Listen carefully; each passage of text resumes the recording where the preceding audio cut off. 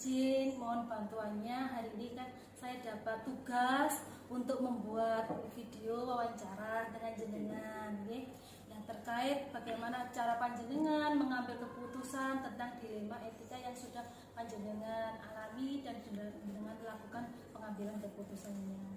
Bagaimana Bu Kokom, bersedia? Siap. Alhamdulillah. Nah, kita mulai saja, nggih.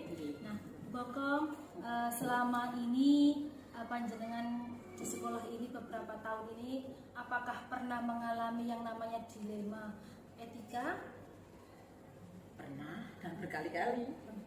Nah, bagaimana panjenengan bisa mengidentifikasikan kasus-kasus yang jenengan alami ini tergolong dilema etika ataukah dalam golongan bujukan moral? Bagaimana panjenengan bisa mengidentifikasinya? Ada perbedaan yang mendasar antara dilema etika dan bujukan moral. Kalau dilema etika kita harus memilih mencari solusi terbaik dari hal-hal yang sama-sama baik, gitu ya. Nah, kalau bujukan moral, yang satunya bagus, yang satunya kurang bagus, gitu ya. Jadi berlawanan. Nah, ini kita harus bisa mengambil sesuatu yang terbaik di antara semuanya. Nah, Ibu tadi kan sudah mengatakan bahwa saya pernah mengalami yang namanya dilema etika. Nah, mungkin bisa Ibu panjenengan ceritakan kasus yang bagaimana yang sudah panjenengan alami dilema etika ini. Ya, terima kasih. Contohnya ketika kita berdiskusi tentang pemilihan tema pada saat pilih, ya. Nah, saya yakin usulan teman-teman ini sama-sama bagus kan gitu ya, teman-teman kan. Nah, tapi kan kita harus identifikasi dulu mana yang lebih dibutuhkan oleh sekolah, mana isu yang paling mendesak yang harus segera kita selesaikan. Nah, jadi tidak kedua-duanya harus berjalan kan gitu, harus kita pilih salah satu sehingga mana yang lebih kebaikan, nilai positifnya lebih banyak dan mana yang lebih mendesak harus kita selesaikan. Nah, Ibu selama menjalankan keputusan dalam dilema etika ini yang ada di sekolah jenengan ini, tentunya ada dua kepentingan yang sama-sama benar dan yang sama-sama mengandung nilai kebajikan. Bagaimana Ibu menjalankannya? Itu tadi kita lihat yang pertama, kita identifikasi dulu ya, dalam setiap mengambil keputusan harus ada analisis dulu kan ya. Kita identifikasi dulu mana yang lebih menguntungkan bagi sekolah, mana yang lebih dibutuhkan oleh siswa, mana yang langsung terkait dengan program-program kita di sekolah dan sebagainya. Ya, itu yang kita utamakan. Jadi harus ada skala prioritas. Kalau memang ada yang bisa ditunda untuk tahun berikutnya atau tahap berikutnya, ya kita sisihkan dulu, yang lebih mendesak yang kita laksanakan. Mungkin dalam menyelesaikan dilema etika ini ada langkah-langkah khusus atau prosedur khusus, langkah jitu jenengan mungkin. Oh iya, yang jelas dalam segala hal ini kita harus mengutamakan komunikasi yang baik dengan semua pihak. Ya, dengan komunikasi yang baik, kita memilih apapun program yang ada di sekolah ini mana yang kita laksanakan insya Allah lancar. Jadi harus ada komunikasi dan kolaborasi tentunya. Tidak boleh saya sendiri yang menentukan kemudian kepentingan-kepentingan yang lain tadi diabaikan begitu. Nah, hal-hal apa saja yang menurut panjenengan ini dianggap lebih efektif dalam pengambilan kasus-kasus dilema etika ini, dalam pengambilan keputusan ini? Maksudnya gimana? Ya, hal yang efektif mungkin dari mencari referensi atau bagaimana seperti itu, untuk mencari mana yang terbaik seperti itu. Oh ya, gini, kita kan sudah punya program sekolah yang jelas ya, EKT, EKJM, EKJP kan gitu. Nah, jadi usul-usulan dari teman-teman, program dari wali murid dan sebagainya, ini ya kita sesuaikan dulu dengan program-program kita ini. Mana urutannya yang paling utama begitu ya. Nah, itu yang pertama. Yang kedua, mana yang lebih urgent harus kita lakukan tadi.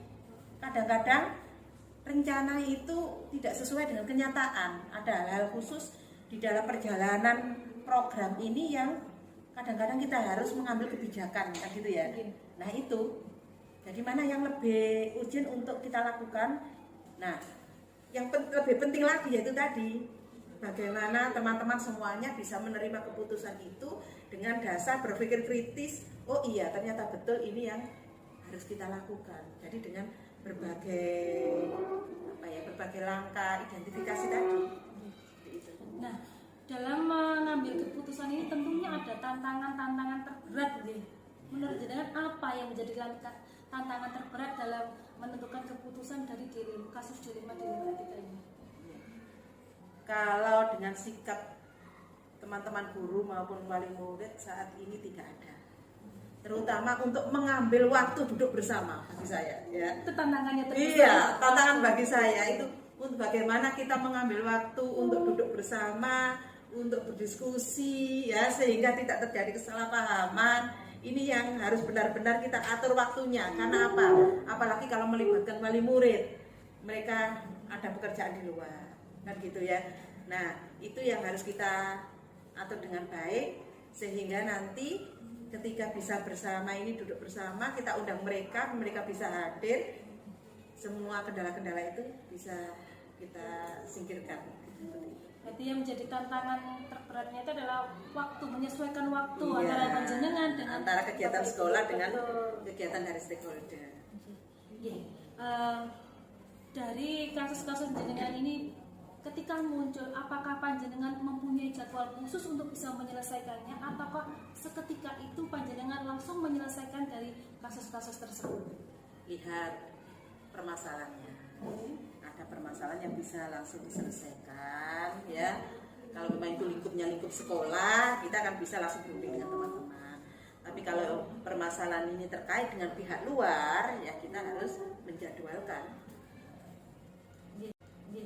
Nah, Ibu dalam menangani kasus-kasus dilema etika ini, apakah ada seseorang atau faktor-faktor yang selama ini bisa mempermudah panjenengan dalam membantu menyelesaikan kasus-kasus dilema etika ini?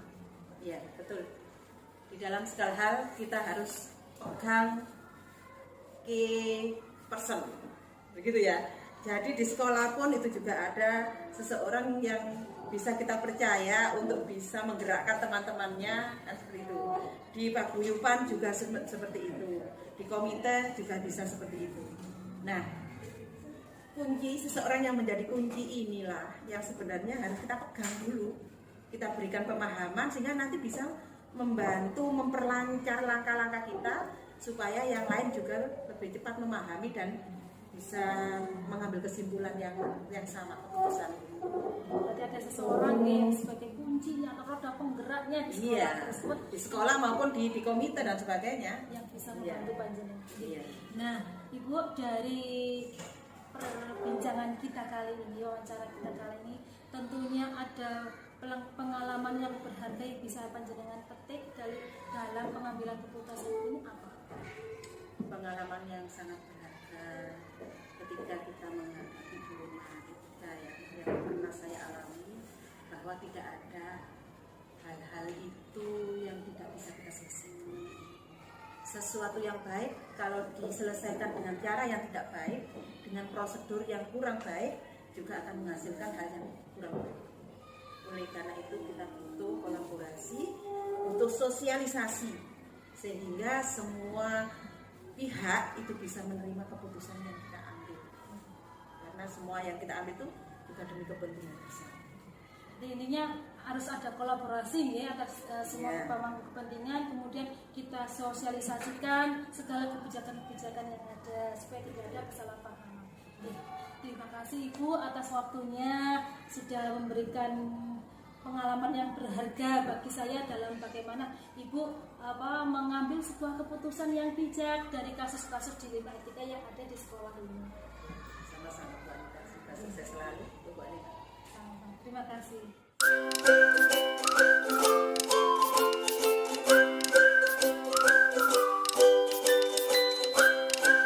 Assalamualaikum warahmatullahi wabarakatuh, Bu Yeni. Waalaikumsalam. Terima kasih atas waktunya. Mohon maaf kalau saya mengganggu panjenengan. Bu Yeni, saya ini dapat tugas untuk bisa mewawancarai kepala sekolah tentang bagaimana kepala sekolah itu mengambil keputusan mengenai kasus dilema etika. Apakah Ibu Yeni bersedia saya wawancarai? Alhamdulillah. Nah, Bu Yeni, apakah selama ini di sekolah panjenengan ini telah terjadi dilema etika? Ada terjadi dilema etika antara guru dengan siswa sampai akhirnya ke palsek. Nah, bagaimana Bu Yeni dapat mengidentifikasi kasus-kasus yang terjadi di sekolah panjenengan ini termasuk dalam dilema etika ataukah dalam bujukan moral? Jadi saya masukkan pada dilema etika itu karena menurut pandangan saya bahwa guru ingin melaksanakan hal tersebut itu benar. Sedangkan orang tua melakukan tindakan itu juga benar. Jadi sama-sama benar. Saya sebut dengan dilema etika. Nah, Ibu tadi sudah menceritakan ada kasus yang termasuk dilema etika. Nyosewu, apakah bisa panjenengan ceritakan kronologis dari kasus yang termasuk dalam dilema etika ini yang ada di sekolah panjenengan? Sedikit cerita, memang ini ada salah satu dari guru kami. Itu memang beliau pintar dalam pembelajaran matematika, walaupun di dalam kelas, tapi dia fokus ke matematikanya itu banyak. Jadi kita tahu beliau juga sangat disiplin terhadap pembelajaran itu, tidak hanya terjadi pada putra beliau, tapi anak-anak di sekolah pun gitu. Jadi anak-anak itu diharapkan bisa untuk pembelajaran matematika. Mungkin tanpa sengaja beliau juga mengucapkan bahwa kamu besar, tapi tidak bisa untuk pembelajaran ini. Nah, anak namanya anak, jadi kan ada rasa sedih. Dia cerita sama orang tuanya, saya harus bisa. Nah, orang tuanya pun akhirnya tidak terima. Kenapa anak saya kok diejek seperti itu? Padahal untuk pembelajaran yang lain itu bisa kan. Jadi orang tuanya sempat menghadapi saya. Mungkin karena berhadapan langsung dengan bapak guru, artinya kan dengan kasusnya itu kan langsung, jadi akhirnya beliau meminta untuk menyemangati di saya. Ibu, nah tadi sudah Ibu ceritakan tentang kasus dilema etika ini yang ada di sekolah panjenengan. Nah, bagaimana sih Ibu menjalankan pengambilan keputusan di sekolah Ibu ini, terutama untuk kasus-kasus yang dimana ada dua kepentingan yang sama-sama benar dan sama-sama mengandung nilai kebajikan? Jadi akhirnya saya panggil, jadi baik guru saya panggil sendiri, orang tua juga saya panggil sendiri. Akhirnya kita pertemukan. Jadi tidak hanya mengambil langsung dari satu sisi, jadi orang tua itu benar atau guru yang benar. Jadi kita pertemukan, kita maunya bapak ibu guru seperti apa, maunya orang tua juga seperti apa. Jadi kita berikan informasi kepada bapak ibu guru, bapak dan ibu guru tadi. Ini memang salah satu dari pembelajaran siswa. Jadi hampir juga sempat mau pindah sekolah, terus akhirnya pindah kelas pun nggak apa-apa kalau semuanya tidak mau pindah keluar sekolah. Tapi tetap kita pantau. Jadi orang saya juga sempat memantau untuk pembelajaran di kelas bagaimana. Apakah anaknya masih merasa takut atau bagaimana, untuk kita pantau juga tidak, masih mau bersama teman-temannya, masih mau sama bapak ibu gurunya, jadi tidak sampai keluar sekolah atau pindah. Artinya intinya nanti klarifikasi dulu kebenarannya, kemudian dilakukan pemanggilan dan pendampingan dan sebagainya. Ibu, mungkin panjenengan punya langkah-langkah jitu atau prosedur dalam mengambil sebuah putusan ini. Kita harus kolaborasi sama keduanya, bapak ibu guru atau orang tua harus kita pertemukan, kita dengarkan apa permasalahannya. Jadi itu kalau dua-duanya sudah jelas, sudah mau tujuan mereka, jadi kalau bisa baiklah gitu dua-duanya, jadi mau menerima dua-duanya kan begitu. Sama-sama enak gitu ya. Jadi itu kan untuk anak-anaknya juga kan. Nah, Ibu, menurut Ibu hal-hal apa saja sih yang Ibu anggap efektif dalam pengambilan keputusan pada kasus-kasus dilema itu tadi? hal yang efektif. Iya. Jadi yang pertama memang tadi kita harus siap menggunakan keduanya, kita kolaborasi dari sudut pandang yang berbeda. Jadi harus mengambil kebijakan di mana yang dua-duanya nyaman. Betul. Nah, selama ini yang menjadi tantangan Ibu dalam menghadapi atau pengambilan keputusan tentang dilema etika ini apa saja tantangannya? Tanggapan dari orang tua itu tadi, jadi bingungnya itu karena memang hal-hal saat ini agak kecil tapi dibuat besar. Nah itu menjadi karena kalau dari pihak guru, insya Allah kita berikan pembinaan, kita berikan informasi itu bisa. Kalau yang orang tua kita tidak bisa menebak, jadi maunya orang tua itu seperti apa. Jadi kalau orang tuanya memang berpendidikan, insya Allah kan tahu, Bisa kita bagaimana cara menangani. kita ajak ngomong, kita komunikasikan tahu. Kalau yang sudah rana-rana tidak mau tahu, keras kepala, itu yang kita khawatir. Iya, betul. Ibu, apakah dalam menangani kasus dilema etika ini Ibu punya jadwal tersendiri untuk mengambil keputusannya atau menyelesaikannya, ataukah seketika itu langsung diselesaikan? Itu ada proses, jadi ada proses pemanggilan orang tua, pemanggilan guru, jadi tidak langsung kita mendengar dari salah satu langsung kita putuskan. Jadi ada proses yang harus kita lakukan. Berarti ada waktu tertentu ya, sesuai dengan proses yang diambil tadi. Nah, Ibu, adakah seseorang atau faktor-faktor yang bisa mendukung panjenengan, mempermudah panjenengan dalam mengambil keputusan dari kasus dilema etika ini? Jadi ada dari bapak itu dulu, apakah kalau yang terkait dengan kelas tersebut mungkin kelas sebelumnya tidak ada yang menjadi anak ini bagaimana, jadi kita bersama dengan bapak itu dulu. Atau kamu ada tetangga yang seperti itu, bagaimana kondisi anak dan lingkungannya itu seperti apa, itu jadi bapak itu dulu yang sangat membantu kita memberikan informasi sebelum kita mengambil keputusan. Jadi ada bapak ibu gurunya yang bisa membantu panjenengan ya. Nah, Ibu, dari hal-hal yang sudah panjenengan sampaikan tadi, pembelajaran apa yang dapat panjenengan petik dari pengalaman Ibu dalam mengambil keputusan pada kasus dilema etika ini? Jadi kita harus bersama, kolaborasi, siap mendengar keluhan dari guru, keluhan dari orang tua, terus itu harus duduk manis secara bersama-sama. Itu saya kira bagus untuk mengambil suatu kebijakan. Jadi kita juga sebelumnya kita minta saran sama guru-guru yang lain terkait informasi-informasi tentang anak ini nanti. Jadi itu kira-kira teknik yang bagus untuk mengambil kebijakan pada suatu kasus tertentu. Tapi kolaborasi yang baik antara semua pihak ya. Ibu, terima kasih atas berbagi pengalamannya tentang bagaimana panjenengan mengambil sebuah keputusan dari kasus-kasus dilema etika yang ada di sekolah panjenengan. Mohon maaf saya sudah mengganggu panjenengan. Terima kasih, Mbak Rita. Tidak ada